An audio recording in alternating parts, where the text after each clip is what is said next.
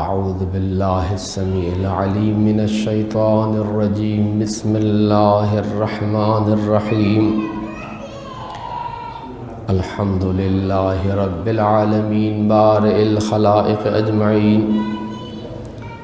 الحمد للہ الذی یؤمن الخائفین وینجی الصالحین يدعو المستكبرين ويرفع المستضعفين ويهلك ملوكا ويستخلف آخرين قاسم الجبارين ومدرك الهاربين والصلاة والسلام على شرف الأنبياء والمرسلين رحمة للعالمين شفيع المذنبين سيدنا ومولانا أبي القاسم محمد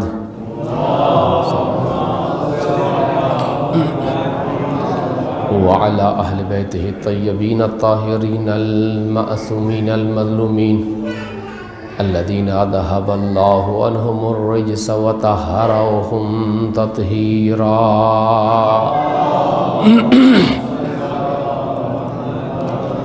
لا سيما بقية الله الأعظم في الأراضين روحه وأرواح العالمين لتراب مقدمه الفداء ولعنة الله على أعدائهم أجمعين من الآن إلى قيام يوم الدين ومنكر فضائلهم وغاصب حقوقهم أما بعد فقد قال الله سبحانه وتعالى في كتابه المبين وهو أصدق القائلين بسم الله الرحمن الرحيم والعصر إن الإنسان لفي خسر إلا الذين آمنوا وعملوا الصالحات وتواصوا بالحق وتواصوا بالصبر. مل کے درود بھیجئے محمد وآل محمد.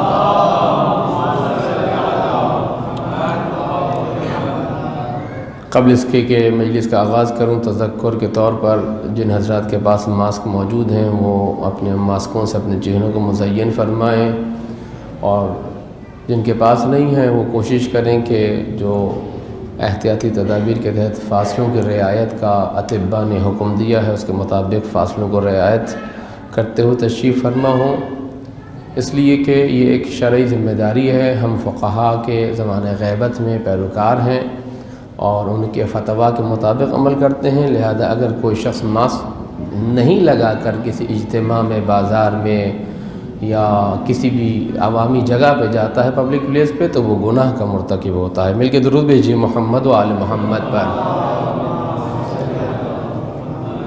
میرا کام پہنچا دینا ہے، عمل کرنا نہ کرنا آپ کا کام ہے. روز قیامت میں بری الذمہ ہو سکوں گا، اور ہمیشہ سے کوشش یہی ہوتی ہے کہ جو مجالس کے منتظمین ہیں ان سے یہ کہا جائے کہ وہ اس قسم کی احتیاطی تدابیر کے تمام وسائل و اسباب کو مہیا فرمائیں. ایک دفعہ مل کے درود بھیجئے محمد و آل محمد پر. عزیزان گرامی، مجلس ایصال ثواب ہے. ایک مومنہ کے ایصال ثواب کے لیے مجلس اعلیٰ منعقد کی جا رہی ہے. اسی مناسبت سے سورہ والعصر کی تلاوت کا شرف حاصل کیا. سورہ والعصر ایک ایسا سورہ ہے مختصر سا قرآن مجید کا کہ جس میں پوری زندگی کے فلسفے کو سمیٹ دیا گیا ہے کہ انسان کا فلسفہ حیات کیا ہے، دنیا کیا ہے، آخرت کیا ہے، اور اگر کوئی اس دنیا کے امتحان میں کامیاب ہونا چاہتا ہے تو اس کی راہیں کیا ہیں. کیونکہ قرآن صرف تھیوری کی کتاب نہیں ہے. جس طرح اہل بیت صرف اس لیے نہیں آئے کہ ہم ان کے نعرے لگائیں، اہل بیت اس لیے آئیں تاکہ ان کے فضائل اور مناقب اور درجات کا اعتراف کیا جائے اور ان کو اپنا اسوہ قرار دیا جائے، ان کو اپنا آئیڈیل قرار دیا جائے. اسی طرح قرآن کریم بھی در حقیقت اسی لیے ہے کہ ہم اس کی تعلیمات کے مطابق عمل پیرا ہوں. اور معمولاً جو ایصال ثواب ہمارے گھروں میں ہوتا ہے وہ اگر ہے جس صورت اور جس شکل میں بھی ہے وہ ہماری خواتین کے دم سے ہے. معذرت کے ساتھ میں یہ جملہ کئی دفعہ کہہ چکا ہوں اور یہاں پر بھی تکرار کر رہا ہوں، مردوں کے بس کی بات بھی نہیں ہے. بس کی بات ہے لیکن خود کرنا نہیں چاہتے. خواتین میں پڑھے جانے والے قرآن دیکھ لیجئے گا، مردوں میں پڑھے جانے والے قرآن دیکھ لیجئے گا، آپ کو اندازہ ہو جائے گا. سامنے سپارے رکھے ہوئے مجھے نظر آ رہے ہیں. چیزیں کہ ایانت سے حاجت بے بیانت، وہ والی بات ہے. مل کے درود بھیجئے محمد و آل محمد پر.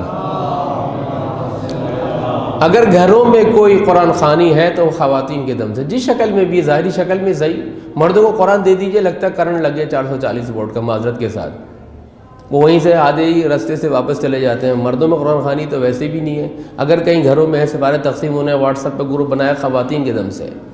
لیکن خواتین کی خدمت بھی عرض کروں کہ اس قرآن کو بہتر بنائیے، کہ قرآن ہمیں حقیقی زندگی کا منشور بتا رہا ہے کہ حقیقی زندگی کیسے گزاری جائے۔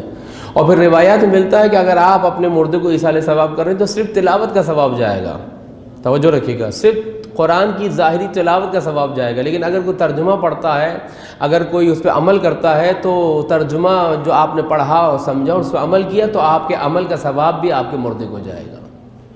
اس بنا پر قرآن کریم اور اہل بیت اس لیے نہیں ہے کہ ان کو چوم کر اور بہت احترام کے ساتھ رکھا جائے۔ اہل بیت کے ساتھ ہم نے یہ کیا کہ ان کے علم بنا لیے، ان کو چومو، عزاداری کرو، ان کو اٹھاؤ، ان کو بڑھاؤ، ان کو ٹھنڈا کرو، ختم، کیونکہ یہ عالم کچھ نہیں کہے گا۔ اہل بیت امام زمانہ کے پاس جائیں گے تو یہ کہیں گے نماز بھی پڑھو، روزہ بھی رکھو، داڑھی بھی رکھو، پردہ بھی کرو، حجاب بھی کرو، ماں باپ کی خدمت بھی کرو، یہ سارے کام اہل بیت کہیں گے۔ لہذا ہم لوگ چونکہ عمل سے دور ہیں اور ہمیں سنا کے سن کیا گیا، لہذا ہم نہ ایسی مجالس پسند کرتے ہیں اور نہ ہی ایسے علماء کے پاس جاتے ہیں کہ جو اصلاحی باتیں کرتے ہیں۔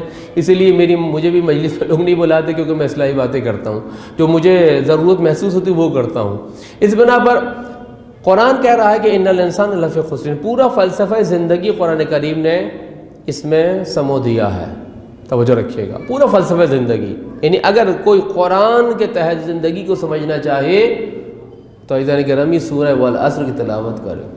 والعصر، عصر کیوں کہا جاتا ہے؟ اس میں مختلف اقوال ہیں، علماء نے بیان کیا ہے کہ عصر یعنی وہ کہ جو زندگی کا جو دن ہوتا ہے اس کا نچوڑ ہوتا ہے، جب آپ کیلکولیشن کر رہے ہوتے ہیں، جب آپ جانے کے لیے پڑھ تول رہے ہوتے ہیں، آفس میں ہوتا ہے تو بار بار گھڑی کی طرف ہوتا ہے، جناب 6 کب بجیں گے، 5 کب بجیں گے، جو بھی آفس جانے سے چھٹی کا ٹائم ہوتا ہے کہ اپنے اہل و عیال کے پاس جائے، اپنے گھر والوں کے پاس جائے، ریفریش ہو تاکہ اپنی تھکن کو اتارے۔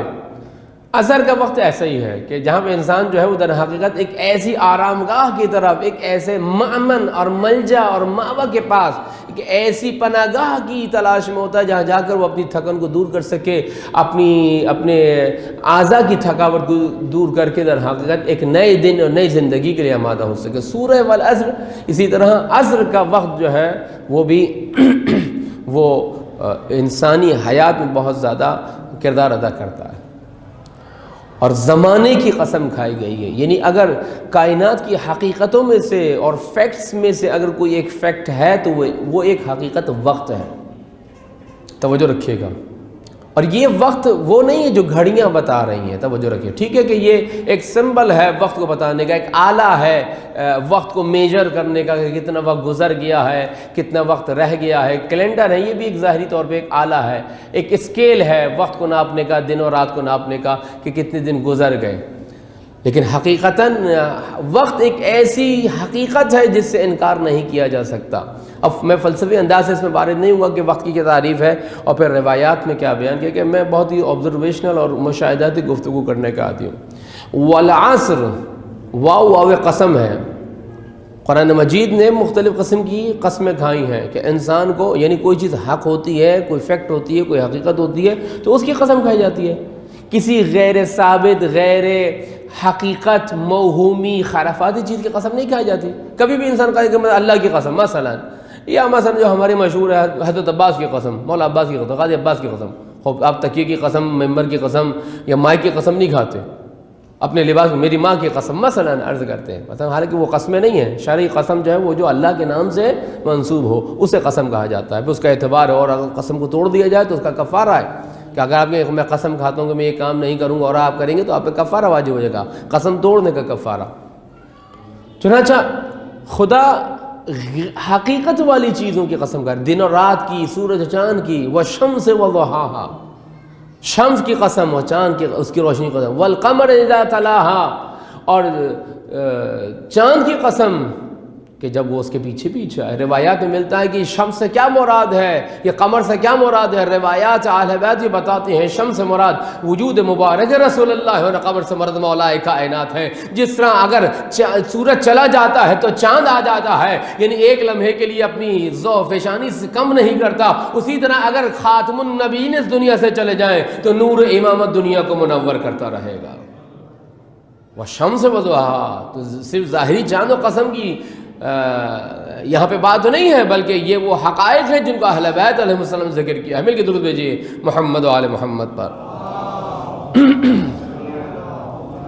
ان الانسان لفی خسر، وقت کی قسم، عصر کی قسم، ٹائم کی قسم، ان الانسان لفی خسر، انسان گھاٹے میں ہے۔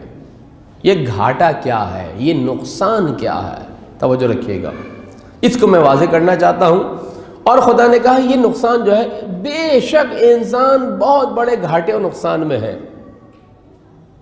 بہت بڑے گھاٹے اور نقصان میں ہے۔ اب یہاں پہ 4 صفات بیان کی ہیں، اگر تم اس گھاٹے اور نقصان سے بچنا چاہتے ہو تو اپنے آپ کو بچاؤ۔ یہ جو ائمہ نے غیب گوئی کی ہے، غیب گوئی کی یعنی بہت سی غیبی خبروں کا ہمارے سامنے بیان کیا ہے۔ اس پہ میں نے عشرہ محرم الحرام میں کئی سال پہلے عشرہ پڑھا تھا کہ جس میں امام علی کی غیب گوئی، میں پیشن گوئی کا لفظ استعمال نہیں کرتا، پیشن گوئی کا لفظ اتنا اتر گیا ہے دلوں سے کہ ہر کوئی پیشن گوئی کر رہا ہوتا ہے، نہیں، پیشن گوئی نہیں ہے، اہل بیت غیب گوئی کرتے ہیں، توجہ، عالم غیب سے وابستہ ہیں، کیونکہ یہ شاگردان مکتب وہی ہیں، یہ شاگردان رسول اللہ ہیں، اس لیے کہ اولنا محمد و آخرنا محمد و اوسطنا محمد و کلنا محمد، حقیقت محمدی کا حامل ہیں یہ، توجہ رکھیے گا، جس کے تحت ولایت ان کو ملی ہے، اس رسول کی رسالت کے بعد ولایت مولا کائنات کو ملی، اور پھر ولایت پھر تمام ائمہ میں، اور آج امام زمانہ عجل اللہ تعالی فرجہ الشریف تک پہنچی۔ مل کے درود بھیجیے محمد۔ تو یہ ائمہ نے غیب گوئی کی ہے، غیب کی خبریں پہنچائی، اس لیے نہیں پہنچائی ہے کہ ہم بہت کہیں واہ واہ سبحان مولا علی کیا کہ نعرہ ولایت علی نعرہ حیدر یا علی حیدر حیدر شروع کر دیں، نہیں، یہ بالکل ایسے ہی جیسے میں آپ سے کہوں کہ بھائی مجھے خبر ملی ہے، یا میرے مصدقہ اطلاعات ہیں، موثقہ اطلاعات ہیں میرے پاس، ذرائع سے مجھے خبر ملی ہے کہ 3 دن کے لیے لائٹ جانے والی ہے، پانی بھی نہیں، بجلی بھی نہیں ہے، تو آج جو پانی جمع کر سکتے کر لیں، جو یو پی ایس اپنا چارج کر سکتے کر لیں۔ آپ کے سبحان اللہ واہ واہ نعرہ حیدری، مولانا کیا بات کیا آپ نے، آپ تک ایسی خبر پہنچی 3 دن تک لائٹ نہیں، لائٹ چلی جائے، آپ کہیں ارے بھائی مولانا نے بھائی کیا کمال کی خبر دی ہے، 3 دن کی لائٹ مولانا کو پتہ چل گیا۔ اچھا بھائی یہ جو میں نے خبر دی آپ کو 3 دن کے لیے لائٹ نہیں ہوگی، پانی نہیں ہوگا، بجلی نہیں ہوگی، یہ کیوں دی تھی؟ آپ میرے نعرے لگائیں، گن گائیں، اس لیے خبر دی تھی کہ اپنے آپ کو آماد و تیار کریں آپ، کہ بھائی ایک ایسا زمانہ آنے والا ہے کہ جس میں لائٹ نہیں ہے، بجلی نہیں ہے، 3 دن کے لیے جو جمع کر سکتے تو کر لو۔ لیکن آپ نے میری سنی انسنی کر دی اور گھر چلے گئے۔ جنہوں نے عمل کیا وہ کامیاب رہے، جنہوں نے عمل نہیں کیا وہ ہاتھ ملتے رہ جائیں گے، پریشانی کی زندگی گزاریں گے نا۔ یہ مثال عرض کر رہا ہوں، 3 دن کوئی مسئلہ نہیں ہے، انسان کہیں نہ کہیں سے کچھ نہ کچھ کر لیتا ہے، یہ صرف تقریب ذہنی کے لیے ہے۔ اہل بیت نے جو غیب گوئی کی وہ اس لیے نہیں کی ہے کہ مثلا امام علی نے آخری زمانے کی نشانیاں بتائی ہیں، یا علامات ظہور امام زمانہ بتائی گئی ہیں، میں کہوں مولا آپ کا علم تو ایسا تھا، آپ کا علم ایسا تھا، یوں تھا، نہیں، اپنے آپ کو تیار کرو۔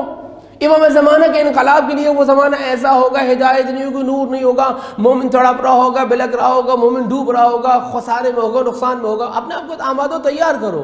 قرآن بھی جو کہہ رہا ہے ان الانسان لفی خسر، انسان گھاٹے میں، اس لیے نہیں کہہ رہا کہ میں قرآن کو چوموں چاٹوں اور جو ہے وہ بالکل اس کو لپیٹ کر جزدانوں میں رکھ دوں اور جب بیٹی کی شادی ہو تو سایہ کر کے گزار دوں، نہیں، قرآن اس لیے ہے تاکہ میں اور آپ اپنے آپ کو تیار کریں، ہمارا لائف اسٹائل، ہمارا طرز تفکر، ہمارا سوچنے کا انداز قرآن و اہل بیت کے مطابق ہونا چاہیے۔ لہذا قرآن کیا کرے، ان الانسان لفی خسر، انسان بہت بڑے گھاٹے میں ہے۔ اب میں عربی زبان کی باریکیوں پیچیدگیاں یہاں نہیں کھول رہا ہوں کہ لفی خسرن میں کیا ہے، بہت بڑے گھاٹے میں ہے، بہت بڑے نقصان میں۔ اب 4 صفات بیان کی، اگر جو اس گھاٹے اور نقصان سے بچنا چاہتا ہے وہ 4 صفات کو اپنا لے، اپنے عمل میں لے آئے۔ توجہ رکھے گا، ذہن میں بسانے کا نام نہیں ہے، دیوار پر ان کو لکھ کے چومنے کا، دھو دھو کے پینے کا نام نہیں ہے، یہ 4 صفات عمل سے ہے۔ الا الذین آمنوا، جو لوگ ایمان لے آئے، پہلی صفت، وہ عمل الصالحات، دوسری صفت کیا ہے، بچنا چاہتے ہو عمل صالح انجام دو، وتواصوا بالحق، اور حق بات کی نصیحت کرتے رہو ایک دوسرے کو، وتواصوا بالصبر، اور صبر کی تلقین ایک دوسرے کو کرتے رہو۔ 2 صفات ایسی ہیں جو آپ کی ذات سے اور پھر اس کے بعد معاشرے سے مربوط ہیں، لیکن 2 صفات ایسی ہیں آخری جو آپ کی سوسائٹی سے مربوط ہیں، توجہ کیجئے گا۔ الا الذین آمنوا، جو ایمان لائے، یہ آپ کی ذات سے، آپ ایمان لائے آپ کامیاب ہیں۔ وہ عمل الصالحات، ایمان لائے آپ کامیاب، آپ نے عمل صالح کیا آپ کامیاب۔ وتواصوا بالحق وتواصوا بالصبر، تواصوا یعنی سوسائٹی کے ساتھ، لوگوں کے ساتھ، گیدرنگ کے ساتھ ان کو تفہیم کرو، ان کو سمجھاؤ، ان کو بتاؤ، ان کے ذہن نشین کرو، ان کو یہ باور کراؤ، یقین کراؤ، تواصوا بالحق، حق بات کی نصیحت کرتے رہو، انہیں سمجھاتے رہو ایک دوسرے کے ساتھ۔ اب یہ گھر بیٹھنے کا وقت نہیں ہے، خصوصاً یہ سورہ والعصر آخری زمانے سے مربوط ہے خاص طور پہ۔ کیوں؟ کیونکہ انسان گھاٹے میں ہے۔ یہ گھاٹا کیا ہے؟ میں اس کو کھولنا چاہتا ہوں، جس کی طرف ہم متوجہ نہیں ہیں، ہم توجہ نہیں کر رہے، اور ہم مسلسل گھاٹے میں گرفتار ہوئے چلے جا رہے ہیں، نقصان در نقصان ہوا چلا جا رہا ہے، اور ہم اس نقصان کو نقصان ہی نہیں سمجھ رہے ہیں۔ وہ کہ کارواں کے دل سے احساس زیاں جاتا رہا، ایک کارواں ہے، ایک مسافر ہے، وہ جا رہا ہے، ایک کارواں جا رہا ہے، قافلہ جا رہا ہے، وہ گمراہ ہو گیا۔ اب اسے یہی نہیں احساس کہ وہ راہ کو گم کر چکا ہے، گمراہ ہو گیا ہے، منزل سے دور ہٹ گیا ہے، لیکن وہ پھر بھی چلا جا رہا ہے گنگاتا ہوا، کہ احساس زیاں جو ہے، احساس نقصان جو ہے، وہ انسان کے دل سے نکل رہا ہے۔ ہم اپنے روٹین لائف میں اتنے بیزی ہو گئے ہیں، یا ہم نے بیزی کر لیا ہے، اپنے طور طریقے اتنے بنا لیے کہ ہمیں اندازہ ہی نہیں ہوتا۔ لیکن یہ مجالس ایصال ثواب جو کسی مردے کے نام پر، مرحوم کے نام پر برپا کی جاتی ہیں، یہ ہمیں بتا رہی ہیں کہ دیکھو وہ انسان جو چلا گیا اس کا دروازہ بند ہو گیا، مدت تمام، وقت بیت گیا، تم زندہ ہو، تم چینج کر سکتے ہو۔ وہ اپنے آپ کو چینج نہیں کر سکتا جو اس دنیا سے چلا گیا، جس کا رشتہ یہاں سے منقطع ہو گیا عمل کا، جس کو مولا نے کہا آج یوم عمل ہے، کل روز جزا ہے، کل روز جزا اور حساب ہوگا، کل روز عمل نہیں ہوگا۔ مجھ سے چینج کرنے کی توقع کی جا سکتی ہے۔ میں اس مائک سے نہیں کہہ سکتا کہ مائک اپنے آپ کو آٹومیٹکلی چینج کر دو، اپنی پوزیشن فٹ کر دو تاکہ میں تمہارے ذریعے سے کلام کر سکوں۔ نہیں، مائک سے نہیں میں توقع کر، میں مردے سے توقع نہیں کر سکتا کہ تم دائیں ہو جاؤ، بائیں ہو جاؤ، میں تمہیں غسل دے دوں۔ تبدیلی، چینج لانا یہ انسانوں سے مربوط ہے عزیزان گرامی۔ تو قرآن 4 صفات بیان کر رہا ہے، اور یہ 4 صفات جتنی ہم اپناتے چلے جائیں گے اتنا ہی ہم اس نقصان سے اپنے آپ کو بچاتے چلے جائیں گے۔ یہ بالکل مثال ایسا ہی ہے۔ اب یہ 4 صفات کون سی ہیں، نقصان کون سا ہے، بس میں ایک ربط پیدا کر کے آپ کی زحمت تمام کروں گا۔ مل کے درود بھیجیے محمد و آل محمد۔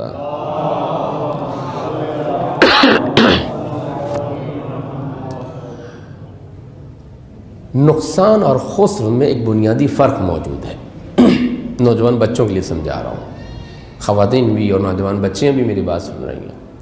خسر اس نقصان، اب یہ چونکہ ہماری زبان میں خسر اور نقصان، خسارہ تقریباً مترادف لفظ ہیں، لیکن عربی زبان کے لحاظ سے، قرآنی گرامر کے لحاظ سے، مکتب اہل بیت کے لحاظ سے فرق ہے بہت۔ خسران الگ ہے، نقصان الگ ہے۔ خسران اس نقصان کو کہا جاتا ہے جہاں پہ آپ کا اصل سرمایہ ڈوب جائے۔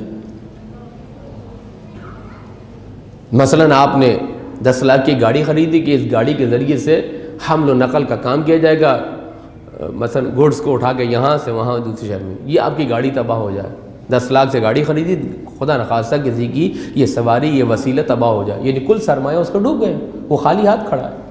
یا گرمی کے موسم میں کوئی شخص جو ہے کچھ سرمایہ جمع کرے، پیسے جمع کرے، اور وہ آ کر برف خریدے گرمی کے موسم میں، اور کہے لوگوں برف خریدو، برف خریدو، اگر تم برف نہیں خریدو گے تو میرا کل سرمایہ، اور مثلا اس کے بعد 1000 روپے تھے، 1000 روپے کی برف لایا، اور برف جو ہے وہ گرمی کے موسم میں کتنا رکے گی، ایسا ایسا کیا ہوگا، پانی بن کر پگھلنا شروع ہو جائے گی، کچھ ہی دیر میں یا کچھ ہی دنوں میں جو ہے اس کی کل برف جو ہے، کل سرمایہ جو ہے جس نے اس سے تجارت کرنی چاہیے تو وہ ختم ہو جائے گا۔ اس کو کہا جاتا ہے خسارہ، خسران، یعنی کل سرمایہ آپ کا ڈوب جائے۔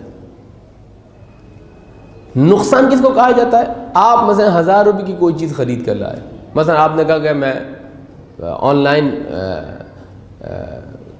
میں تجارت شروع کروں گا، آپ نے مثلا کوئی چیز آن لائن بیچنی، آپ 1000 روپے 2000 روپے کی کوئی چیز لائے، آپ نے جنس بیچنی شروع کی، ان میں سے کچھ 200 300 400 500 روپے کی کوئی چیز خراب ہو گئی، سڑ گئی، گل گئی، آپ نے اٹھا کے اس کو پھینک دیا، یہ آپ کو نقصان ہوا، نقص ہوا ہے، عیب آیا ہے، کل سرمایہ آپ کا ضائع نہیں ہوا، آپ کے پاس ہے۔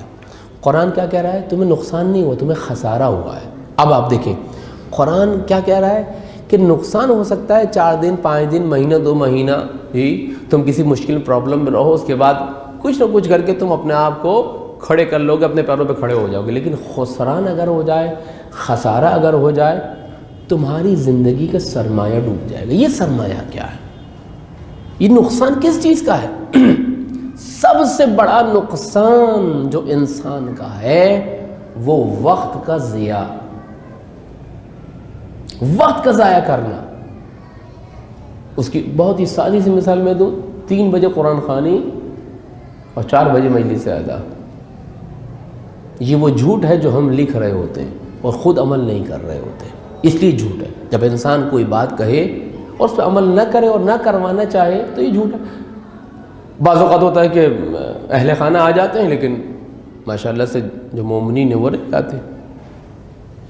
3 بجے قرآن خوانی ہوگی اور 3 بجے گھر والے نہیں پہنچتے، یہ جھوٹ ہے۔ نہ لکھیں، آپ ایکوریٹ ٹائم لکھیں، کیوں نہیں لکھتے؟ وقت کا ضیاع، توجہ رکھیے گا، اتنا وقت ہم ضائع کرتے ہیں۔ یہی وقت مولا کائنات کی نگاہ سے دیکھیں جو باب مدینۃ العلم ہے، جو نفس رسول مدینۃ العلم کا دروازہ ہے، وہ کیسے ڈیفینیشن دے رہا ہے اس نقصان کی۔ اب اتنی بڑی زندگی، اب مثلا میں 30 سال کا ہوں، 40 سال کا ہوں، 50 سال کا ہوں، وہ 50 سال مجھے پتا ہے کہ میں نے 50 سال گزار لیے ہیں۔ کوئی 30 سال کا تو کہے کہ میں نے 30 سال گزار لیے ہیں، آگے کتنا وقت میرے پاس باقی ہے نہیں معلوم، 10 برس 20 برس 30 برس 50 برس نہیں معلوم مجھے، ایک دن اگلا لمحہ کچھ نہیں معلوم، واقعاً کچھ نہیں معلوم، بالکل اننون ہے، بالکل چھپا ہوا ہے، کچھ نہیں معلوم کب کس کی قضا آ جائے اور اس نے جانا ہی جانا ہے۔ جس کو مولانا نے کہا کہ کوچ کا نقارہ بجا دیا گیا ہے، اگر گوش شناوا رکھتے ہو تو اپنے آپ کو تیار کر لو گے۔ مولا کائنات کیا کہہ رہے ہیں؟ سب سے بڑا نقصان وقت کا ضیاع ہے۔ کتنا وقت ہمارے یہاں ضائع ہوتا ہے عزیزان گرامی، کہ ہم اس وقت میں جو کر سکتے تھے ہم وہ نہیں کرتے۔ مولا کائنات حجام کے پاس پہنچے اپنے مونچھوں کی اصلاح کے لیے کہ مونچھوں کو تراشا جائے، چھوٹا کیا جائے، ترتیب سے مناسب انداز سے رکھا جائے۔ اب مولا کائنات کی جب اس نے سبیل یا مونچھوں کو تراشنا چاہا تو مولا کائنات جو ہے وہ ذکر فرما رہے تھے، ذکر خدا، اور لب ہل رہے تھے۔ اس نے کہا مولا کائنات یا علی آپ تھوڑی دیر، ابو الحسن آپ تھوڑی دیر خاموش رہیے تاکہ میں آپ کے لبوں کی اصلاح کر سکوں۔ مولا نے کہا یہ لب ہیں تو ذکر رب کے لیے ہیں۔ علی ایک لمحے کے لیے بھی قافلہ ذکر رب سے پیچھے نہیں رہنا چاہتا، ایک لمحے کے لیے بھی۔ ہم اٹھتے بیٹھتے چلتے پھرتے، آپ مجھ سے نمازیں بھی پڑھ سکتے ہیں چلتے پھرتے، قبلہ ہونا بھی شرط نہیں ہے، کتنی آسانی موجود ہے۔ آپ نافلہ جو ظہر اثر کی ہے، آپ گاڑی پہ موٹر سائیکل پہ بازار چلتے، آپ کلام نہ کریں، اول سے لے آخر تک رکوع سجدہ جو ہے وہ آپ اشاروں سے کریں، کوئی کلام نہ کریں، آپ کی نماز ہو جائے گی۔ علماء اور عرفاء کو ہم نے دیکھا ہے، آیت اللہ بہجت کو دیکھا، اسی طرح نماز جعفر طیار سفر میں پڑھ رہے ہیں، نمازیں پڑھ رہے ہیں، درود پڑھ رہے ہیں، کتنا وقت ہم ضائع کرتے ہیں۔ کچھ نہیں ہوگا تو بہت موبائل نکال کر بے تکے انداز سے ہر چیز سرچ کرنا شروع کر دیتے، طے نہیں ہے کسی کا فون آنا ہے، نہ وزیر ہے، نہ آپ پرائم منسٹر ہیں، نہ صدر مملکت ہیں، نہ سینیٹ، نہ قومی اسمبلی کے ارکان ہے کہ آپ کا فون آنا ہے، فوراً فون نکالو اور دیکھنا شروع کر دیتے ہیں۔ کتنا وقت ضائع کر رہے ہوتے ہیں۔ سب سے بڑا نقصان جو ہے وہ وقت کا ضیاع ہے۔ شادیوں میں، مجالس میں، محافل میں، ہر جگہ جو ہے معذرت کے ساتھ ہم وقت ضائع کر رہے ہوتے ہیں۔ اب مولا کائنات کی نگاہ سے دیکھیے، مولا کائنات وہ جو دقیق انداز سے دنیا کو دیکھ چکا ہے، جو دنیا پر شاہد ہے، جب دنیا بن رہی تھی، زمین و آسمان بنائے جا رہے تھے، وہ شاہد تھا، وہ گواہ تھا، جس کے لیے رسول اللہ نے فرمایا کہ علی بھی موجود ہے بزم رسالت میں، رسول بھی موجود ہیں، اصحاب اکرام بھی موجود ہیں، تو وہاں پر فرمایا سلام ہو اس پر جس کا نور اس کے باپ سے 4000 سال پہلے خلق ہو گیا تھا۔ اصحاب نے حیران ہو کے کہا یا رسول اللہ وہ کون ہے جو اپنے باپ سے پہلے جس کا نور خلق ہوا؟ کہا ھذا علی بن ابی طالب علیہ السلام، جس کا نور اس کے والد کے نور سے پہلے 4000 برس پہلے، اب 4000 دنیا کے تھے آخرت کے نہیں معلوم، وہ رسول اللہ بہتر جانتے ہیں۔ وہ علی کس دقت سے دیکھے گا، یہ خسران کیا ہے تم ٹائم ضائع کرو. اب مولا فرماتے ہیں, مولا کا قول سنیے گا. استاد محترم مولانا آغا جعفر نقوی صاحب مرحوم رحمت اللہ علیہ نور اللہ مرقدہ شریف علیہ السلام و علیہ الرحمہ, خدا کا درود و سلام و خدا کی سلامتی ان پر ہو, ان کی قبر پر, ان کی روح پر ہو, فرماتے تھے. انہوں نے یہ قول لکھ کے بھی دیا تھا اور آج تک مجھے یاد فرمایا, ان مولا کائنات فرما رہا ہے ان اوقاتک اجزاء عمرک, یہ وقت تمہاری زندگی کا حصہ ہے, پارٹ آف یور لائف, تمہاری زندگی کا حصہ ہے. یہ گھڑی جو چل رہی ہے ٹک ٹک کر رہی ہے, یہ تمہاری زندگی کا حصہ گزر رہا ہے, پاسٹ بنتا جا رہا ہے. ان اوقاتک اجزاء عمرک فلا تفنت الا فیما تنجیک, تم اس کو فنا مت کرو, اس کو پاسٹ مت بناؤ, اس کو گزرنے مت دو مگر ان کاموں میں جو تمہاری روز قیامت نجات کا سبب بن جائے. مولا کائنات سالوں کو نہیں کہہ رہے, مہینوں کو نہیں کہہ رہے, ہفتوں کو نہیں کہہ رہے, دنوں کو نہیں کہہ رہے, گھنٹوں کو نہیں کہہ رہے, پہروں کو نہیں کہہ رہے, منٹس کو نہیں کہہ رہے. مولا کائنات لمحوں کو کہہ رہے ہیں. ایک لمحہ, ایک سیکنڈ جو تمہاری زندگی کو گزر رہا ہے. ان اوقاتک, اب وقت کی جو تعریف فلاسفہ نے کی ہے, وقت وہ آن واحد سے کم تر. اب آن واحد یعنی ایک سیکنڈ سے کم تر, اس کو سمجھنا ہے تو جو آج کل جدید اسٹاپ جو واچ آئی ہیں, خصوصاً جو عالمی مقابلوں میں جو کہ جہاں سیکنڈ کے بھی سب سیکنڈ ہوتے ہیں, ان کو ناپنے کے لیے ایک خاص قسم کی اسٹاپ واچ ہوتی ہیں جو عالمی مقابلوں میں استعمال کی جاتی ہیں, تاکہ کہ ایک سیکنڈ کے بھی 10ویں یا 100ویں حصے میں کون پہلے آیا. مولا کہہ رہے ہیں وہ تمہاری زندگی کا حصہ ہے. مولا کی نگاہ میں وقت جو ہے وہ سال کا نام نہیں ہے, مہینے اور دنوں اور ہفتوں اور پہروں اور گھنٹوں کا نام نہیں ہے, لمحے کا نام ہے. ایک ایک لمحہ مولا کائنات کہہ رہے ہیں, ایک ایک لمحہ قیمتی ہے. وقت کا ضیاع, ان الانسان لفی خسر, مولا کہہ رہے الا فی ولا فلا تفنت, تفنت یعنی ان کو فنا مت کرو, ان کو پاسٹ مت بننے دو. الا فیما تنجیک, تمہاری نجات کا سبب. مل کے درود بھیجیے محمد و آل محمد.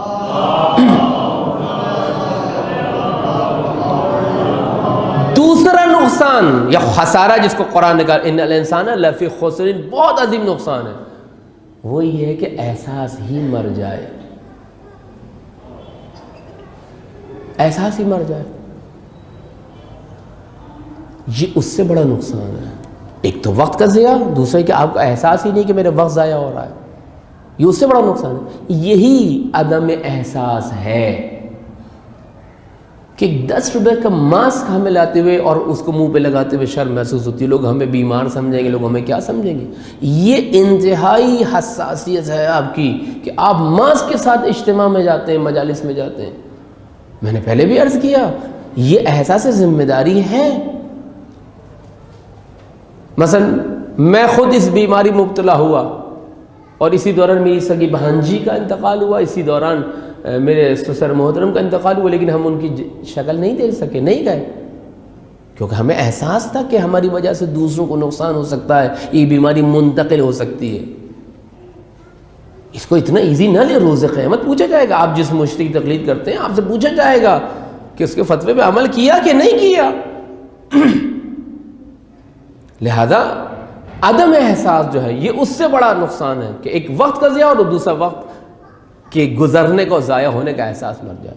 یہی عدم احساس جو ہے, حس جو ہماری ہے, سینسٹیوٹی ہماری جو ہے, حساسیت جو ہے, یہ جب ختم ہو جاتی ہے نا تو پھر انسان کے لیے کوئی مسئلہ نہیں ہوتا.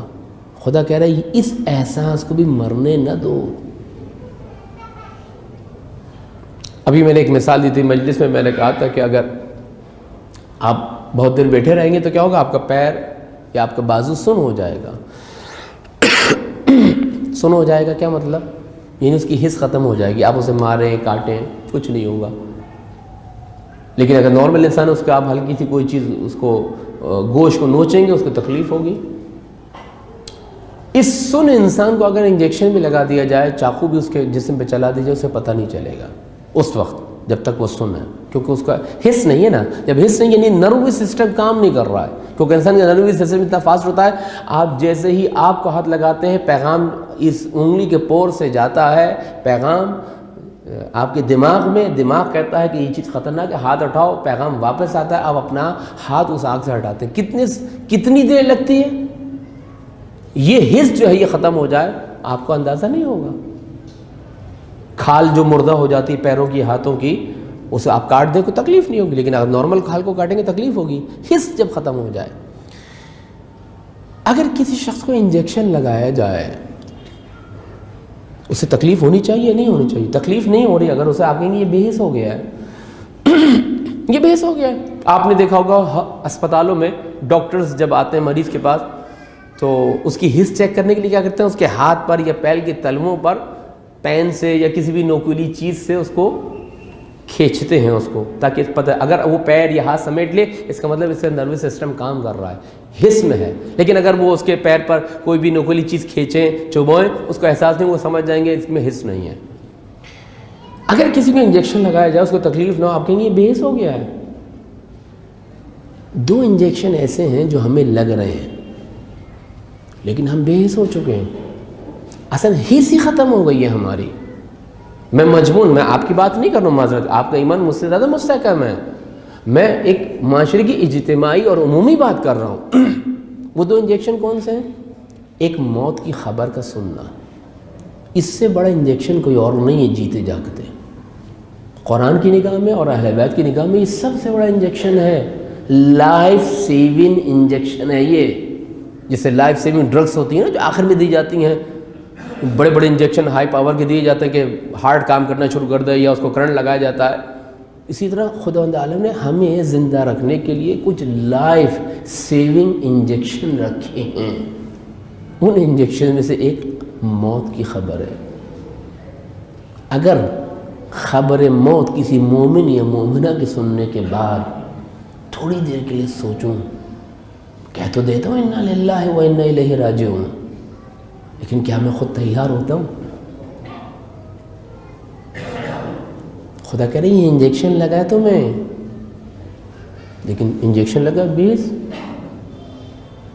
جنازے میں گئے ہیں، میت میں گئے ہیں، ٹولیاں بنی ہیں، جتھے بنے ہیں، گروپ بنے ہیں، سیاست میں گفتگو ہو رہی ہے.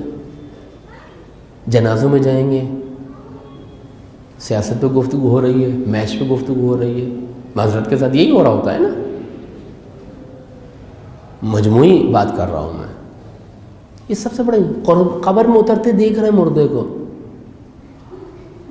اپنے ہاتھوں سے مٹی بھی ڈال رہے ہیں، فاتحہ بھی پڑھ رہے ہیں. یہ سب سے بڑا لائف سیونگ انجیکشن ہے. بچاؤ اپنی زندگی کو. دیکھو یہ مردہ نہیں ہے، یہ آئینہ ہے. یہ موت کی خبر نہیں ہے، یہ نماز جنازہ نہیں ہے، یہ مجلس سلوات دوسرے انجیکشن ہے. خدا کہہ رہا ہے یہ انجیکشن لگاؤ، تمہاری حس باقی رہے، بے حس نہ ہو جاؤ. کہیں ایسا نہ تمہارا وقت ضائع ہوتا رہے، تمہیں خسران مبین کا شکار ہوتے رہو، تو خسارے کے شکار ہوتے رہو اور تم سمجھو کہ تم جو ہے وہ بہت کچھ کر رہے ہو. کیونکہ قرآن میں ہے بہت سے لوگ ہیں جو نیک کام انجام دیتے ہیں، سمجھتے ہیں بہت اچھا کر رہے ہیں، حالانکہ وہ اچھا نہیں کر رہے ہیں. وہ اچھا نہیں کر رہے، ہوش نہیں کر رہے، وہ عمل صالح انجام نہیں دے رہے، لیکن خدا کہہ رہا ہے کہ وہ سمجھ رہے ہیں کہ وہ بہت اچھا کر رہے ہیں. ایک ایسے ہی مسافر تصور کیجئے جو ایک راستے پہ چلا لیکن اس کا منزل کا راستہ نہیں. وہ جتنا بھی خوش ہو، جتنا بھی چہکے اور جو ہے گنگنائے اور اسپیڈ بڑھائے، وہ اپنی منزل سے دور ہو رہا ہے. دوسرا انجیکشن مجلس ادا کا. مجلس ادا میں آنے کے بعد اگر مجھے اپنی قبر و قیامت نظر نہ آئے، اپنے بیہیویئر پہ شرمندہ نہ ہو جو بیوی سے، بچوں سے، شوہر سے، ماں باپ سے، عزیزان گرامی، یہ دوسرا انجیکشن ہے. یہ لائف سیونگ انجیکشن ہے. یہ خداوند عالم ذکر حسین ابن علی میں یہ صلاحیت رکھی ہے. موت کے ذکر میں صلاحیت رکھی ہے. یہ ہمیں بیدار کر دے گی. مل کے درود بھیجئے محمد و آل محمد پر.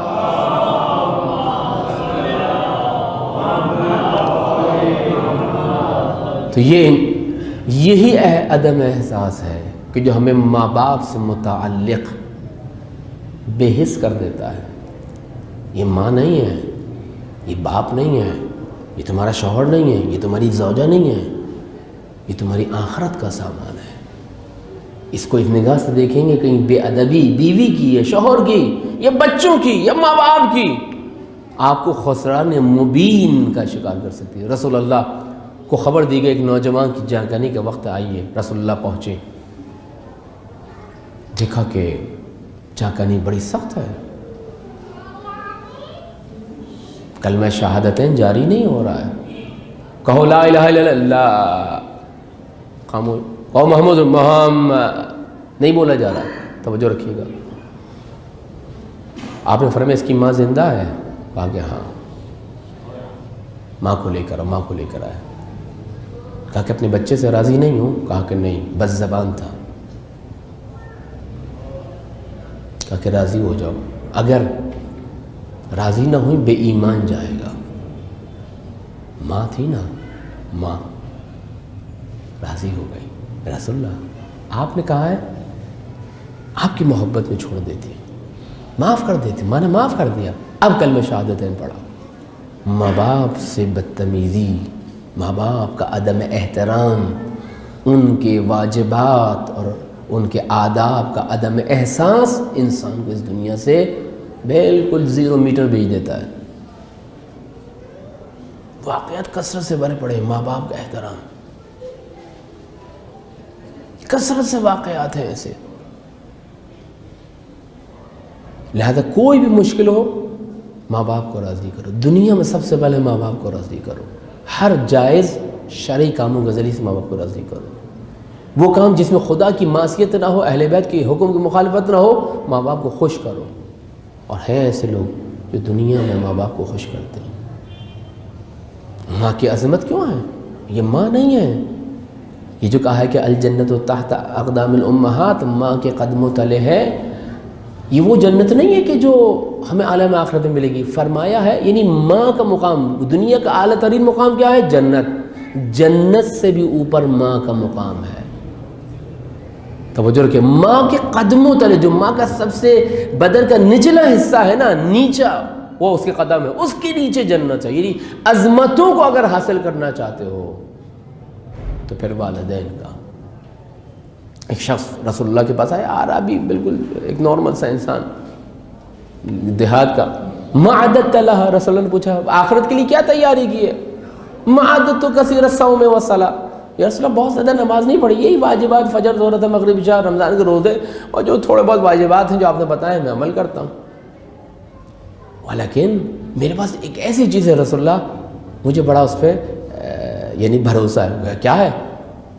احب اللہ و رسولہ، میں اللہ سے بھی محبت کرتا ہوں اور اس کے رسول سے بھی محبت کرتا ہوں. یہ بہت بڑا سرمایہ عزیزان گرامی.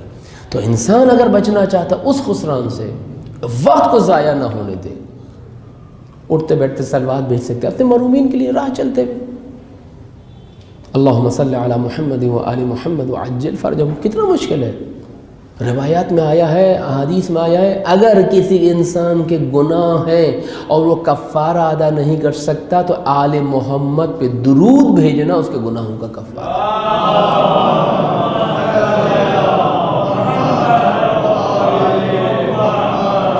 استغفار قسمت ہم بدلنا دے. پیر مرید، جنتر منتر، یہ جنتری وہ جنتری، یہ ورد وہ ورد، چھوٹا ذکر بڑا ذکر، ناد علی کبیر و صغیر، پتہ نہیں کیا کیا ہم بازار سے لا کر اپنی طرح سے پڑھنا شروع کر دیتے. کس نے لکھی ہے وظائف الاوراد و وظائف نہیں معلوم. وظائف الابرار کو نہیں کہہ رہا ہوں، یہ اوراد و وظائف جو عملیات کے ہوتے کس نے لکھی نہیں معلوم، مشہور ہو گئی ہے. پڑھنے کے لیے تیار ہے، جنتری سے ہر ذکر اٹھا کے پڑھ لیں گے. یہ دن ہے، یہ دن منوس، یہ دن اچھا، یہ دن برا. کسی امام نے نہیں کہا جنتری میں موجود ہے، ہمارے دین کا حصہ بنا ہوا ہے. مصیبت ہو گئی ہے. اس دن چیلم کرو، اس دن نہ کرو، اس دن یہ کرو، اس دن یہ نہ کرو، یہ فاتحہ ایسی ہونی چاہیے، وہ فاتحہ ویسی ہونی چاہیے. اصل نہ دین میں ہے، کیوں اپنی زندگی کو ہم مشکل بنا رہے ہیں؟ سارے دن آئمہ سے منسوب ہیں، سارے 7 دن آئمہ سے منسوب. نہ امام، جب امام بابرکت ہے تو امام سے منسوب دن بھی بابرکت ہے. یہ ہندوستانی دین ہے کہ یہ دن منحوس ہے، یہ دن نحس ہے، یہ نحس اصغر ہے، یہ نحس اکبر ہے. اس دن سویم ہوگا، اس دن چیلم ہوگا، اس دن نہیں ہوگا، منگل کا دن نہیں ہوگا، ہفتے کا دن نہیں ہوگا، ہفتے نہیں کرو گے تو لوٹ کر وہیں آؤ گے. یہ سب خرافاتی باتیں ہیں، ان کا دین سے کوئی تعلق نہیں، صرف زندگی کو مشکل بنانا ہے. تو ایسا نگرامی ان الانسان لفی خسر، انسان گھاٹے میں. وقت جا رہا ہے، وقت جا رہا ہے، وقت کے ضیاع اور نقصان کا احساس بھی جا رہا ہے. اب خدا نے کہا الا الذین آمنوا وعملوا الصالحات، ایمان لاؤ، عمل صالح انجام دو، وتواصوا بالحق. دیکھو اس راہ میں سختیاں ہیں، اپنے بعد میں آنے والوں کو تیار کرو بیٹا، آخر الزمان ہے. بالکل ایسے ہی جیسے انگارے کو ہاتھ میں رکھنا ہے، مومن کے لیے انگارے کو ہاتھ میں رکھنا آسان ہے، ایمان کی حفاظت مشکل ہے۔ آج آپ دیکھ لیں گناہ کے مظاہر کتنے، نوجوان پریشان ہیں۔ ہم نے جو معیارات بنائے شادی کے لیے، ازدواج کے لیے، وہ اتنے سخت ہو گئے کہ نوجوان جو ہے وہ گناہ میں مبتلا ہو رہے ہیں۔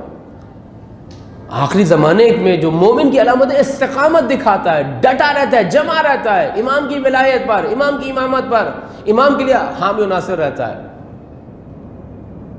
لہذا اسلامی مشکلات، تواصوا بالحق، حق بات کی نصیحت۔ بیٹا ہم حق والے ہیں، ہمارے آبا و اجداد حق والے تھے اور ہم حق والے رہیں گے۔ دیکھو ہم چلے جائیں لیکن یہ محمد اور آل محمد کا راستہ نہیں چھوڑنا۔ وتواصوا بالصبر، اور پھر ایک دوسرے کو صبر کی تلقین کرو، ایک دوسرے کو سمجھاؤ کہ ہمیں صبر کے ذریعے سے در حقیقت اس میدان کو سر کرنا ہے، اس امتحان میں کامیاب ہونا ہے۔ بغیر صبر کے یہ راہ طے کرنا مشکل ہے۔ زندگی کوئی بھی مشکل ہو، کوئی بھی پریشانی، بغیر صبر کے آپ نہیں طے کر سکتے۔ امتحان ہی خدا نے کہا بشر الصابرین، امتحان ہوگا لیکن بشارت صبر کرنے والوں کے لیے۔ تو یہ 4 صفات ایسی ہیں، جتنا آپ ان 4 صفات کو اپناتے چلے جائیں گے، آپ اس عظیم نقصان سے اپنے آپ کو بچاتے چلے جائیں گے۔ ان الانسان لفی خسر، انسان گھاٹے میں۔ بس آپ کی زحمت کو تمام کیا۔ یہ مجالس عظم بہت بڑی نعمت ہے، اگر اس کو لائف سیونگ دوا سمجھ کر اپنے لیے استعمال کرے، بیدار کرے یہ مجالس عظام، متوجہ کرے۔ میں پشیمان ہوں کہ میں نے اپنی بیوی پہ ہاتھ اٹھایا، میں اپنی بیوی پہ چیخا چلایا، میں نے آواز بلند کی، میں نے بیوی کی بے احترامی کی، شوہر بیوی پر ہاتھ اٹھائے، خدا نخواستہ بیوی شوہر کے لیے یہاں سے اٹھنے کے بعد حقیقت بین بنے۔ عزیزان گرامی، یہ حقیقی ایصال ثواب ہوگا۔ ایصال ثواب صرف بیٹھنا نہیں ہے۔ ایک ایصال ثواب وہ ہوتا ہے جو وادی حسین میں دیکھتے ہیں کہ وہ سولر سسٹم میں جو ہے وہ قرآن چل رہا ہے اور دعائیں چل رہی ہیں، ٹھیک ہے، اس کا ظاہری قرت کا ثواب مل جائے گا، وہ بھی بعید ہے معذرت کے ساتھ۔ میں روبوٹ لائیں آگے بٹھا دوں، 1000 روبوٹ بٹھاؤں اور مجلس اور وہ جو ہے مصنوعی آواز سے گریہ کریں، تو کیا یہ روبوٹ بٹھانے سے ایصال ثواب ہو جائے گا؟ نہیں ہوگا۔ اسی طرح یہ سولر سسٹم تو قرآن پڑھواتے رہے ساری زندگی، مردے کو کوئی ثواب نہیں ہوگا۔ یہ انتہائی غلط بات ہے جو مشہور ہو گئی ہے۔ حضرت موسیٰ ایک جگہ سے گزر رہے تھے، دیکھے قبر پہ عذاب نازل ہو رہا ہے، غیب سے مطلع ہو جاتے تھے، واپس آئے تو دیکھے ثواب، رحمتیں، برکتیں۔ خدا یہ کیا ماجرا ہے؟ کہا کہ یہ شخص مر گیا تھا، اپنے اعمال کے لحاظ سے اس پہ عذاب ہونا تھا، لیکن اس کا ایک بیٹا تھا جس نے اس کو اللہ کا رحمان الرحیم نام سکھایا تھا۔ آج اس کا بیٹا بول رہا ہے اور مجھے رحمان الرحیم کے نام سے پکار رہا ہے، تو میری رحمت کا دریا جوش میں آیا، میں نے اس کے باپ کی قبر پر، جو سکھانے والا یہ تھا، اس کی قبر پر رحمتیں نازل کرنی شروع کر دی۔ سولر سسٹم سے قرآن کی تلاوت نہ کروائیں، خود اٹھا کے پڑھیں۔ آج آپ کسی کے لیے پڑھیں گے، کل کوئی آپ کے لیے پڑھے گا۔ یہ قرآن نور ہے۔ نفیسہ خاتون امام کی بہن، امام کی بیٹی نے اپنی قبر میں بیٹھ کے قرآن کی تلاوت کرتی ہیں۔ اصحاب امام حسین شب عاشور جو ہے وہ تلاوت قرآن کر رہے تھے، مذاکرہ حدیث ہو رہا تھا، ایک دوسرے کو حدیثیں سنا رہے تھے، بعض سیکل کر رہے تھے، بعض مزاح کر رہے تھے، شوخیاں کر رہے تھے ایک دوسرے سے۔ الا الذین آمنوا وعملوا الصالحات، یہ مجالس بس آپ کے ذہن میں تمام کیا۔ اس نقصان سے بچنا، یہ احساس اگر پیدا ہو جائے کہ وقت ضائع ہو رہا ہے اور ہم کہیں غلط راہ پہ تو نہیں ضرور، کہیں ہمارا وقت تو ضائع نہیں ہو رہا، کہیں ہمارے والدین جس کو میں ہمیشہ کہتا ہوں ان کا نیا ورژن آنے والا نہیں ہے، یہ انسٹال ڈاؤن لوڈ نہیں ہو سکتے، یہ ایک دفعہ ملی ہے نعمت، اس کے بعد نہیں۔ قدر کی بہت اچھا، نہیں کی ہمیشہ کے لیے افسوس ہے۔ بہت سے لوگ جو سر پٹک پٹک کے روتے ہیں کہ ہم نے اپنی ماں کو رلایا ہے، باپ کو رلایا ہے، پھر بھی خدا رحیم میں کہتا ہے جاؤ ان کے حقوق ادا کرو، شاید تم پہ عذاب کی کمی کر دی جائے، شاید تمہارے مرحوم ماں باپ ان کے اگر حقوق ادا کرو گے، واجبات ادا کرو گے، ان کے لیے ایصال ثواب کرو گے تو وہ تم سے راضی ہو سکتے ہیں۔ بس آپ کے ذہن تمام کیا، یہ وہ کربلا والوں کا در ہے جو ہمیں زندگی دیتا ہے، حیات دیتا ہے۔ حسین آب حیات ہے، جو حسین کا آب حیات پی لے وہ کبھی مر نہیں سکتا، اس لیے کہ من مات علی حب آل محمد مات شہیدہ، جو آل محمد کا آب حیات پی لے، جو ولایت کا آب حیات پی لے، وہ کبھی مر نہیں سکتا۔ اہل بیت کی محبت میں مرنے والا شہید منا کرتا ہے۔ بس آپ کے ذہن میں تمام کہ ایک مومنہ کے سلِ صبا کی ہوئی، ایک ماں اس دنیا سے اٹھی، ایک مومنہ، ایک عزادار حسین پہ گریہ کرنے والی۔ جب ماں کا نام آتا ہے تو پھر مدینے کا تذکرہ بھی ضرور ہوتا ہے۔ کون؟ ایک ماں ہے کہ جو رسول کے بعد 75 یا 95 دن زندہ رہی ہے۔ کون؟ فاطمہ زہرا سلام اللہ علیہ۔ صبت علیہ مصائب لو انہا صبت علی الایام سن لیالیا۔ بابا وہ جو میرے احترام میں کھڑا ہوتا تھا، احترام کے لیے کھڑے ہو جاتے تھے رسول، بابا آپ کے جانے کے بعد آپ کی زہرا پر اتنے مصائب کے پہاڑ توڑے گئے کہ اگر روز روشن پہ پڑھتے تو سیاہ رات میں تبدیل ہو جاتے۔ وہ دروازہ جس کے لیے 9 مہینے یا 6 مہینے تک اہل سنت کی روایات کہتی ہیں رسول اللہ آ کے کہتے تھے السلام علیکم یا اہل بیت النبوہ و معادن الرسالہ۔ جب آیت تھی نازل ہوئی، رسول اللہ آ کے سلام کیا کرتے تھے اس در پر، اے اہل بیت النبوت وہی تم پہ سلام ہو۔ اس در کو آگ لگائی گئی ہے۔ توجہ کیجیے، جناب زہرا کا غم، جناب زہرا کے مصائب، اور پھر جو بچے ہیں وہ دیکھ رہے ہیں کہ ماں بیمار ہو گئی ہے۔ جس طرح ہمارے یہاں کوئی بیمار ہوتا ہے ہمیں امید ہوتی ہے بہتر ہو جائے گا، شفا پا جائے گا، خدا اس کو شفا عاجل و کامل عنایت کرے۔ حسن و حسین اور زینب ام کلثوم کو بھی یہی امید تھی کہ ماں اچھی ہو جائے گی۔ وہ ماں جو ہمیشہ دونوں ہاتھوں سے کام کیا کرتی تھی، اب بچے یہ دیکھ رہے ہیں کہ ماں ایک ہاتھ سے کام کر رہی ہے اور ایک ہاتھ اپنے پہلو پہ رکھا ہوا ہے۔ یہ وہ غم ہے کہ جو جناب زہرا نے مولا کائنات سے چھپا کے رکھا۔ زن و شوہر کا رابطہ کتنا نزدیکی ہوتا ہے، لیکن بیوی نے کبھی بھی اپنے اس درد کو علی مرتضیٰ سے نہیں بیان کیا۔ توجہ رکھیے گا، کتنا قریبی رشتہ ہے بیوی کا، لیکن بیوی نے یہ نہیں بیان کیا۔ کب پتہ چلا مولا کو؟ جب مولا غسل دے رہے تھے، غسل دیتے دیتے ایک دفعہ فاتح خیبر کی چیخ بلند ہوئی، آواز بلند ہوئی۔ کیا کہا؟ اسما کہتی ہیں جو مدد کر رہی تھی غسل میں، مولا علی آپ ہمیں صبر کی تلقین کر رہے ہیں اور خود بلند آواز سے گریہ کر رہے ہیں کہ فاطمہ زہرا کی میت میں گریہ نہ کرو، آواز گلی کوچے میں چلی جائے گی، فاطمہ کی وصیت پوری نہیں ہو سکے گی۔ مولا نے کہا ہائے فاطمہ کی ٹوٹی ہوئی پسلیاں۔ عزیزان گرامی، آیت اللہ انصاریان کہتے ہیں میں مجلس پڑھ رہا تھا مصائب جناب زہرا، مجلس تمام ہو گئی، دیکھا کہ ایک شخص ہے جو کونے میں بیٹھ کے بہت گریہ کر رہا ہے۔ جب مجلس ختم ہو گئی اس کا گریہ نہ تھما تو میں اس کے پاس گیا، میں نے تسلیت پیش کی کہ میں جناب زہرا کی تسلیت پیش کرتا ہوں۔ اس نے میری تسلیت کو قبول کیا۔ میں نے کہا بتاؤ تمہاری گریہ کا سبب کیا ہے؟ اس نے کہا کہ علامہ صاحب میں ایک ہڈیوں کا ڈاکٹر ہوں، مجھے پتا ہے اگر کسی بدن کی ہڈی ٹوٹ جائے جڑ جاتی ہے، لیکن پسلی اگر ٹوٹ جائے، ہر سانس آنے میں تکلیف، ہر سانس جانے میں تکلیف، اٹھنے میں تکلیف، بیٹھنے میں تکلیف۔ اب ایسا انسان جس کا سینہ زخمی ہو، پہلو زخمی ہو، وہ اپنے ہاتھوں کا سہارا لیتا ہے، مگر ہائے مظلومی فاطمہ زہرا، ارے زہرا اپنے ہاتھوں کا سہارا بھی نہیں لے سکتی تھی، اس لیے کہ ایک ہاتھ زخمی تھا۔ یہی وجہ ہے مولا کائنات غسل دیتے دیتے 2 مرتبہ روئے تھے، ایک مرتبہ پسلیوں کو دیکھ کر، ایک مرتبہ اور بلند آواز سے گریہ کیا۔ جب غسل دے کر باہر آئے تو شہزادی زینب نے بابا کے دامن کو تھام لیا، بابا یہ دوسری مرتبہ گریہ کیوں کیا ہے؟ کہا ایک دفعہ شہزادی کو کلیجے سے لگایا، کہا کہ ہائے تیری ماں کا نیل زدہ بازو،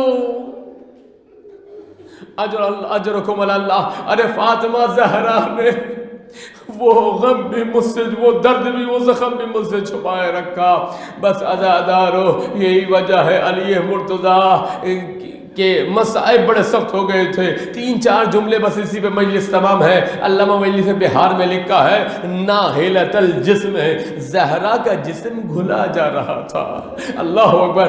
18-19 سال کی شہزادی اور دروازے میں سے 40 نابکاروں کا گزرنا اللہ جوان سال شہزادی سے برداشت نہ ہوا. ارے اتنی کمر جھک گئی کہ جوانی اور شباب میں عصا کے ذریعے سے راہ چل رہی تھی. اجرکم اللہ. ایک ماں کی مجلس ہے نا، اس کے اولاد اور اعزاء کربلا وہاں یقین گریہ کر رہے ہیں، مگر میں تمہیں مدینے لے چلوں. مدینے میں بھی ایک ماں ہے جس کا جسم گھلا جا رہا ہے. اور روایات و مقاتل نے لکھا ہے جب وقت آخر علی نے زہرا کے لاشے کو اٹھایا ہے تو لگ نہیں رہا تھا یہ کوئی لاشا ہے، کوئی لگ رہا تھا کوئی ہلکی سی چیز اٹھا رکھی ہے زہرا. اتنا جسم گھل گیا. باقیۃ العین دوسرا جملہ لکھا ہے زہرا بابا کے بعد مسلسل گریہ کر رہی تھی.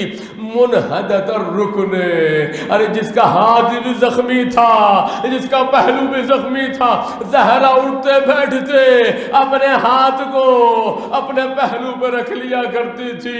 بس عزادارو آخری وقت آیا، جنازہ تیار ہوا. علی مرتضیٰ نے کہا لمو بچوں جلدی آؤ، وقت لقاء وداع آ گیا، اپنی ماں کو الوداع کرو، کل روز قیامت ملاقات ہوگی. سب بچے آ گئے مگر بیان کرنے والوں نے بیان کیا ہے حسین آگے نہیں بڑھے. مولا نے کہا حسین کیا اپنی ماں کو الوداع نہیں کہو گے؟ بچے نے کہا بابا جب تک ماں نہ بلائے گی، جب تک ماں نہ بلائے گی حسین گلے نہیں لگے گا. روایت کے بندے کفن ٹوٹے، فاطمہ زہرا کے ہاتھ بلند ہوئے، آ میرے حسین آ جا. ارے زہرا سے برداشت نہ ہوا. اجرکم اللہ. بچے دوڑے ماں کے جنازے سے، لاشے سے لپٹ گئے. ہاتف کی آواز آئی ملائکہ میں کوہرام ہو گیا، علی مرتضیٰ بچوں کو ہٹا دو. علی نے بہت پیار سے بچوں کو ہٹایا. میں کہوں علی ایک ہی یہ وعدہ ہے، ایک کربلا میں آ جانا 11 محرم کی صبح کو جب قافلہ جا رہا ہوگا، ایک یتیمہ آئے گی. ارے باپ سے الوداع ہونے، ارے مرنے والوں کے بعد ان کے ورثاء کو دلاسا دیا جاتا ہے. جس طرح فاطمہ کو دلاسا دینے والا بعد نبی مدینے میں کوئی نہ تھا، ارے پوتی کو بھی دلاسا دینے والا کوئی نہ تھا. ارے وہاں پہ بھی ہاتھ اٹھا تھا، کربلا میں بھی ہاتھ اٹھا تھا، وہاں در جلا تھا، یہاں دامن جلا تھا. ارے یتیموں کے سر پہ ہاتھ رکھا جاتا ہے. میں کربلا میں کیسے ودا ہو رہا ہے مولا علی؟ آپ نے بچوں کو جدا کیا، کوئی مارنے والا نہیں تھا، کوئی جھڑکیاں دینے والا نہیں تھا. چھت تھی، خیمہ تھا، حجرہ تھا، ماں کا جنازہ کفن میں تھا، مگر یتیمہ آئی ہے. ارے کوئی پیار کرنے والا نہیں ہے. ارے تسلی کیسے دی یتیمہ حسین کو؟ کوئی تماچے مارتا ہے، کوئی تھا. الا لعنت اللہ علی القوم الظالمین وسيعلم الذین ظلموا ای منقلب ینقلبون. بار اللہ ہمارے اس خلیل عبادت کو قبول فرما. اس مجلس قرآن خوانی کا خیر کے سبب مرحومہ کی روح تک پہنچا. ان کی قبر کو نورانی فرما، ان کے گناہ کبیرہ صغیرہ کی مغفرت فرما، ان کے لواحق صبر جمیل اور ان کے حقوق شرعی عطا کرنے کی توفیق عطا فرما. خداوندہ ہمیں اس خسارت سے، اس نقصان سے بچنے اور آل محمد کی پیروی کرنے کی توفیق عطا فرما. خداوندہ ہمارے گھروں کو تلاوت قرآن سے منور فرما، ہمارے گھروں کو ذکر آل محمد سے منور فرما، امام کے ظہور میں تعجیل فرما.